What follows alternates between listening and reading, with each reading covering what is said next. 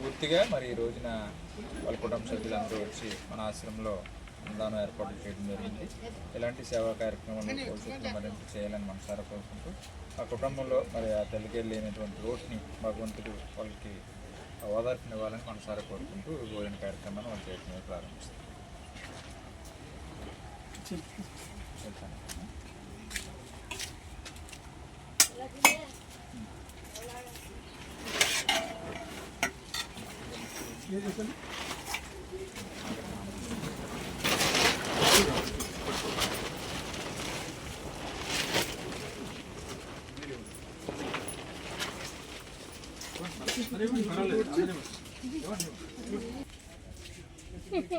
ఇంకోటి ఆడవాళ్ళు ఉన్నారేమో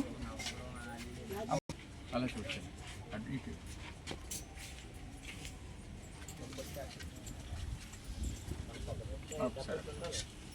ఫోటోలు తీస్తా